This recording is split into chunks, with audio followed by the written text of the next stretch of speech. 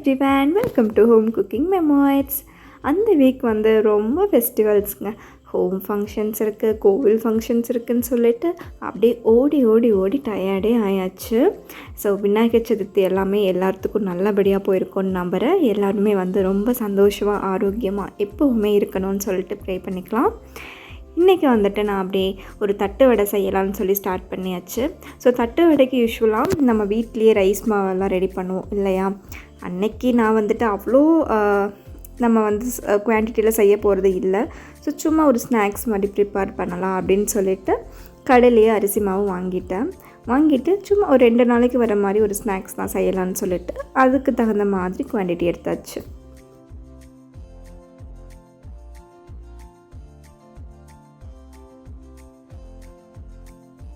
நான் வந்துட்டு 1/4 kilo rice மாவு எடுத்திருக்கேன். அது கூடவே தேவையான அளவு சால்ட்டு, கொஞ்சம் காரசாரமாக இருக்கிறதுக்காக வந்து சில்லி பவுடரும் ஆட் பண்ணிக்கலாம். உங்களுக்கு வந்து இன்னுமே நல்லா அந்த சில்லி ஃப்ளேக்ஸ் மாதிரி வேணும் அப்படின்னா நம்ம காஞ்ச மிளகாய் இருக்குது இல்லையா, அதை கூட நல்லா க்ரஷ் பண்ணி ஆட் பண்ணிக்கோங்க. அது கூட கொஞ்சமாக மஞ்சள் தூள் ஆட் பண்ணிக்கலாம். ரொம்ப சேர்த்தணும் அப்படின்னா அது எல்லோயிஷாக மாறிடும். ஸோ அதுக்காக கொஞ்சமாக மஞ்சள் தூளும் ஆட் பண்ணியாச்சு.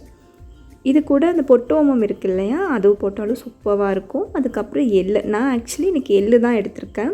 கருப்பு எள்ளு வந்துட்டு கொஞ்சமாக ரோஸ்ட் பண்ணி அதையும் ஆட் பண்ணியிருக்கோம். அது தட்டை வடை சாப்பிட்றப்போ அங்கங்கே ஒவ்வொன்றும் கிடைக்கும். அந்த டேஸ்ட் கொஞ்சம் டிஃப்ரெண்ட்டாக இருக்கும். ஒரு ஃபுல்ஃபில்டாக இருக்கும். நம்ம சாப்பிட்டோம் அப்படின்னா ஒரு கம்ப்ளீட் பேக்காக இருக்கும். ஸோ அதுக்காக தான் அப்படியே வந்து அந்த பீஸா கூட வந்து ஆரிகனோ ஆட் பண்ணியாச்சு. ஸோ இது எல்லாமே ஆட் பண்ணிவிட்டு நல்லா மிக்ஸ் பண்ணி வச்சுக்கோங்க. நம்ம எவ்வளோ அழகாக மிக்ஸ் பண்ணுறோமோ அவ்வளோ அழகாக தட்டு வடை நமக்கு கிடைக்கும். ரொம்ப டேஸ்ட் அண்ட் கிறிஸ்பியாக இருக்கும். ஸோ கிறிஸ்பின்னு சொன்னோட ஞாபகம் வருது, அதுக்காக பட்டரும் ஆட் பண்ணியாச்சு. கொஞ்சம் பட்டர் போட்டிங்க அப்படின்னாலே டேஸ்ட்டும் தூக்கலாக இருக்கும், நல்லா கிறிஸ்பியாகவும் இருக்கும் தட்டு வடை சாப்பிடவே. இதெல்லாம் சேர்த்து ஒரு பெரட்டிட்டு அதுக்கப்புறமா கொஞ்சமாக நீங்கள் இதில் ஆயிலும் மிக்ஸ் பண்ணிக்கோங்க. இல்லை உங்களுக்கு ஆயில் வேண்டாம் அப்படின்னா நீங்கள் சும்மா தண்ணி மட்டுமே வச்சுட்டு சப்பாத்தி மாவு பதத்துக்கு பிசைஞ்சிக்கலாம். ஸோ எடுத்ததுமே வந்துட்டு நிறைய தண்ணி ஆட் பண்ணிடாதீங்க. கொஞ்சம் கொஞ்சமாக நம்ம ஆட் பண்ணுறப்ப தான் வந்துட்டு அந்த டெக்ஸ்சர் நமக்கு தெரியும். அந்த தட்டு வடை வந்து நம்ம தட்டி பார்த்தோம் அப்படின்னா கரெக்டாக இருக்கணும், உடையாமல். அண்டு நம்ம போடுறப்போ வந்து நல்லா கிறிஸ்பியாகவும் இருக்கணும், அதே நேரத்தில் நல்லா குக்கும் ஆகிருக்கணும். ஸோ அதுக்காக கொஞ்சம் நல்லா மிக்ஸ் பண்ணிகிட்டே லைட்டாக தண்ணி ஆட் பண்ணிகிட்டே சேர்த்திக்கோங்க. இது கூடவே வந்துட்டு கடலைப்பருப்பு இருக்கு இல்லையா, அதை வந்து ஒரு 20 மினிட்ஸ் ஊற வச்சு அதையுமே நான் உள்ளே ஆட் பண்ணியிருக்கேன். நீங்கள் கடலைப்பருப்பும் போடலாம், இல்லைனா அந்த சட்னிக்கு போடுவோம் இல்லையா பொட்டுக்கடலை, அதையும் கூட நீங்கள் ஆட் பண்ணிக்கலாம். பட் எனக்கு வந்து எது ப்ரிஃபர் பண்ணுவேன் அப்படின்னா கடலைப்பருப்பு தான். ஸோ அதையும் போட்டு நல்லா ஒரு பெரட்டியாச்சு.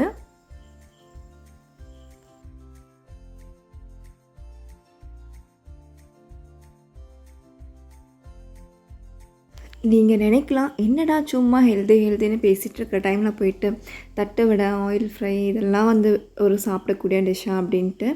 அதாவது அப்பப்போ நம்ம சாப்பிடுவோம். அது வந்துட்டு வெளியில் போய் சாப்பிடாம வெளியில் மேபி இது அந்த பேக்கிங் சோடா பவுடர்ஸ் ஆட் பண்ணலாம், இல்லை வேறு ஏதாவது டேஸ்ட்டுக்காக ஆட் பண்ணலாம், இல்லைன்னா பழைய எண்ணெய் கூட யூஸ் பண்ணலாம். ஸோ அதெல்லாம் எதுவும் இல்லை, வீட்டில் நம்மளே வந்து நம்ம ஃபேமிலிக்காக கொஞ்சம் ஓன் டைம் எடுத்து ப்ரிப்பேர் பண்ணிவிட்டு சாப்பிட்றப்போ வந்து நமக்கு ஒரு சாட்டிஸ்ஃபேக்ஷன் இருக்கும். ஒன்று சாப்பிட்ட மாதிரியும் ஆயிடுச்சு, அதில் நமக்கு தெரிஞ்சு எந்த ஒரு கெட்ட பொருட்களும் ஆட் பண்ணல அப்படின்ற மாதிரியும் ஒரு ட்ரஸ்ட் இருக்கும். ஸோ அதனால் அப்பப்போ இந்த மாதிரி சாப்பிடலாம். பட் எஸ், ஆயில் ஃப்ரை வந்துட்டு அவ்வளோ ஹெல்தி இல்லை. பட் சம்டைம்ஸ் வந்து அதையும் சாப்பிடலாம். இல்லைன்னா கண்டிப்பாக நம்ம வந்துட்டு வெளியில் போய் சாப்பிட்டு தான் போகிறோம். வெளியில் போய் சாப்பிட்றோமோ இல்லையோ, இப்போல்லாம் வந்துட்டு ஒரு ஜஸ்ட் ஒரு மொபைல் ஆப் போதும். அதில் வந்து நம்ம ஆர்டர் ப்ளேஸ் பண்ணோம் அப்படின்னா நம்ம வீடு தேடி வரக்கு மேக்ஸிமம் ஒரு 1/2 அன் ஹவர் ஆகும், அவ்வளோதான். ஸோ அந்த மாதிரி சுச்சுவேஷன்ஸ்லாம் நம்ம ஒரு டைம் எடுத்து நம்ம ஃபேமிலிக்காக ஒன்று குக் பண்ணுறோம் அப்படின்றதே வந்து ஒரு செம ஹாப்பி ஃபீல் தான் இல்லையா. ஸோ இந்த மாதிரி ட்ரை பண்ணலாம், நல்லாயிருக்கும். இதெல்லாம் பார்க்குறப்ப வந்துட்டு ஊரில் வந்து தை நோம்பி, தீபாவளி அந்த மாதிரி ஏதாவது ஒரு ஃபெஸ்டிவல்ஸ் வருது அப்படின்னா கடையிலலாம் வாங்க மாட்டாங்க. அந்த முறுக்கு, ஸ்வீட்ஸு அப்படின்னு சொல்லிட்டு வீட்லேயே செய்வாங்க. ஸோ அதெல்லாம் செஞ்சிட்ருக்கிறப்ப பார்த்துட்டு நான் கேட்பேன், ஒரு ரூ. 100 ரூ. 200 ஜாஸ்தி கொடுத்தா கடையிலேயே கிடைக்க போகுது, இதுக்கு போய் ஏன் இவ்வளோ மெனக்கிட்டு சமைக்கணும் அப்படின்னு சொல்லிட்டு. ஆனால் இப்போது நம்ம வந்துட்டு அதையே போய் வெளியில் வாங்கணும், இங்கேயே நம்ம செஞ்சோம் அப்படின்னா அதில் எவ்வளோ பெனிஃபிட் இருக்குதுன்னு சொல்லிட்டு யோசிக்கிற அளவுக்கு வந்தாச்சு. மேபி இது கூட மெச்சூரிட்டி லெவலாக இருக்கலாம். ஆனால் ஒன்று, இதெல்லாம் வந்து சொந்த ஊரில் இருக்கப்போ பண்ணியிருப்பேனா அப்படின்னு கேட்டால் எனக்கு தெரிஞ்சு இல்லை தான். என்ன தான் நம்ம சொந்த ஊர் தான் சொர்க்கம் அப்படி இப்படின்னு சொன்னாலுமே அது உண்மை தான், நான் இல்லைன்னு சொல்லலை. இருந்தாலுமே அங்கேயே இருந்தோம் அப்படின்னா ஒரு மாதிரி கம்ஃபர்ட் ஜோன் செட் ஆகிடும். அது செட் ஆகிடுச்சு அப்படின்னாலே ஒரு புது புது ஆப்பர்ச்சுனிட்டிஸ் எக்ஸ்ப்ளோர் பண்ணவே வந்துட்டு நமக்கு மைண்டு போகவே போகாது. ஸோ இதெல்லாம் நான் எப்போ ரியலைஸ் பண்ணேன் அப்படின்னா, ஒர்க்குக்காக வந்துட்டு நான் இன்னொரு சிட்டி போகிறப்போ அங்கே போய் ஃபேஸ் பண்ண ப்ராப்ளம்ஸ் நிறையா இருக்குது. அங்கே போயிட்டு ரொம்ப டிபெண்ட்டாகவே வாழ்ந்துருவோம் இல்லையா, காலேஜ் லைஃப் வரைக்குமே மோஸ்ட்லி அப்படி தான் வளர்த்திடுவாங்க. அதுக்கப்புறம் திடீர்னு வந்து கண்ணை கட்டி காட்டில் விட்ட மாதிரி நீயே உன்னை பார்த்துக்கோ, உன் வேலையாச்சு, நீ இதெல்லாம் ஃபேஸ் பண்ணி தான் ஆகணும் அப்படின்ட்டுருவாங்க. ஸோ அந்த டைமில் வந்து கொஞ்சம் அப்படியே ஒரு மாதிரி ஜர்க் ஆகும். அதுக்கப்புறமா அப்படியே அந்த லைஃப்லேயும் வந்துட்டு என்னென்ன ப்ளஸ் இருக்குது மைனஸ் இருக்குதுன்னு புரிஞ்சுட்டு அது அப்படியே அழகாக லீட் பண்ணி கொண்டு போயிட்டோம் அப்படின்னா ஒரு 2-3 இயர்ஸ் ஓடிடும். அப்புறம் திரும்பி பார்த்தோம் அப்படின்னா தோணும், பிஃபோர் ஒர்க் ஆஃப்டர் ஒர்க் அப்படின்ற மாதிரி ஒரு டிஃப்ரென்ஸ் எடுத்து பார்த்தோம் அப்படின்னா அதில் ரொம்ப பெரிய சேஞ்ச் தெரியும். ஏன்னா அந்த காலேஜ் முடிக்கிற வரைக்கும் இருந்த நம்ம வேறு, அந்த ஒர்க் லைஃப் ஸ்டார்ட் ஆனதுக்கப்புறம் இருந்த நம்ம வேறு. ஏன்னா ஒரு நம்மளே ஏர்ன் பண்ணி ஒரு மணி நம்ம கையில் வரப்போ தான் அதோட வேல்யூ ரொம்ப அதிகமாக புரியும் நமக்கு. ஸோ எப்படி செலவு பண்ணணும், எப்படி நம்மளே பார்த்துக்கணும், எப்படி ஒரு இடத்துக்கு போகணும் வரணும் அப்படின்ற மாதிரி நிறைய விஷயங்கள் வந்து நமக்கே தெரியாமல் நம்ம ரொம்ப மாற்றிருப்போம். அந்த ப்ராக்ரெஸ் வந்து நமக்கு அவ்வளோவா தெரியாது.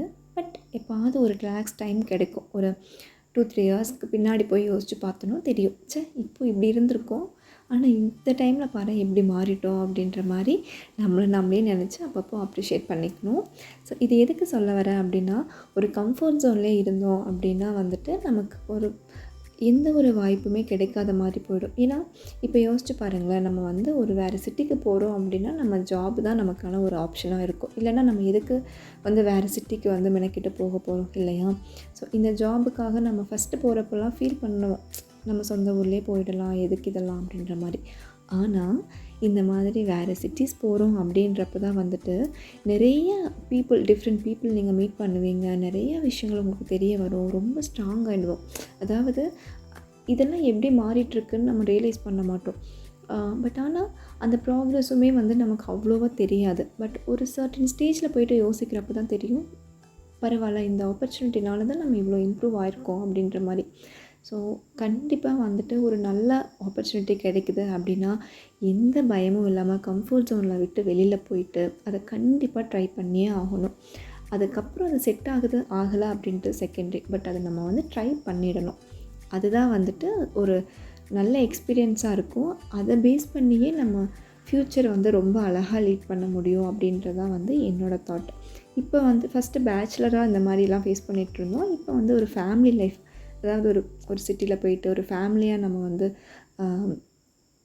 ஃபேமிலியை லீட் பண்ணி கொண்டு போகிறது அப்படின்றது கொஞ்சம் இன்னுமே வந்து நல்லா ஒரு டிஃப்ரெண்ட்டாகவும் இருக்குது அண்ட் நிறைய கற்றுக்குறோம். ஸோ தட் இந்த மாதிரி ஆப்பர்ச்சுனிட்டிஸ் வந்து எல்லாத்துக்குமே கிடைக்காது. இந்த மாதிரி கிடைக்கிறவங்க வந்துட்டு ரொம்ப பிளெஸ்டுன்னு தான் நான் சொல்லுவேன். ஸோ இப்போ வந்துட்டு நல்லா ஆயில் சூடானதுக்கப்புறமா தட்டு வடையை வந்துட்டு நான் கையிலேயே வந்து அந்த தட்டு வடையை தட்டி போட்டுட்டேன். நீங்கள் வாழைலாம் இருக்குது அப்படின்னா அதில் ஆயில் அப்ளை பண்ணிவிட்டு கூட நீங்கள் அதை வந்து தட்டி போடலாம். ஸோ நல்லா குக் ஆகட்டும், ஏன்னா சென்டர் பார்ட் கொஞ்சம் குக்காக டைம் எடுத்துக்கும். ஓரளவுக்கு மீடியம் ஃப்ளேம், நல்லா ஆயில் ஹீட் ஆனதுக்கப்புறமா மீடியம் ஃப்ளேமில் வச்சுக்கோங்க. அந்த மீடியம் ஃப்ளேமில் வச்சுட்டே வந்துட்டு இந்த மாதிரி நம்ம அதை வந்து ஃப்ரை பண்ணி எடுக்கிறப்போ ரொம்ப கிறிஸ்பியாக ரொம்ப சூப்பராக இருக்கும், நல்லா ஈவனாக குக் ஆகிருக்கும்.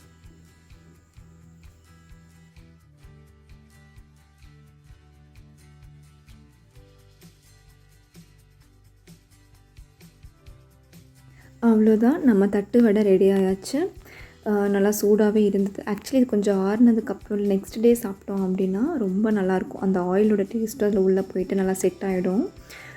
ஸோ சுட சுட சாப்பிட்டாலும் அது இன்னொரு டேஸ்ட்டு தான். ஸோ ஸோ உங்களுக்கு எப்படி பிடிக்குமோ அந்த மாதிரி நீங்கள் ஸ்டோர் பண்ணி இதை கண்டிப்பாக ட்ரை பண்ணி பாருங்கள். ரொம்ப ரொம்ப ரொம்ப ஈஸியான ரெசிபி அண்ட் வந்துட்டு நம்ம வீட்லேயே செய்கிறதுனால கண்டிப்பாக ஹெல்த்தின்னு சொல்லிக்கலாம். அப்படியே ஒரு ஸ்நாக்ஸ் அப்படின்றப்போ டீ காஃபி இல்லாமல் எப்படின்னு சொல்லிவிட்டு ஒரு டீயும் போட்டாச்சு. அதுக்கப்புறம் நம்ம ஈவினிங் ஸ்நாக்ஸும் முடிஞ்சாச்சு.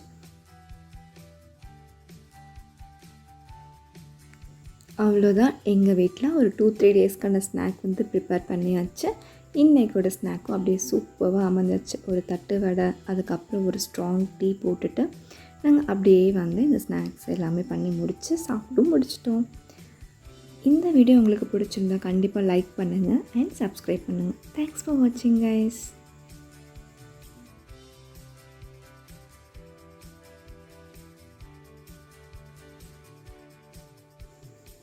அப்படி இது எல்லாமே முடிச்சுட்டு ஈவினிங் வெளியில் போகிற ஒரு சின்ன வேலை இருந்துச்சு. அப்படி நாங்கள் அங்கேயும் கிளம்பியாச்சு. பாய் பாய்.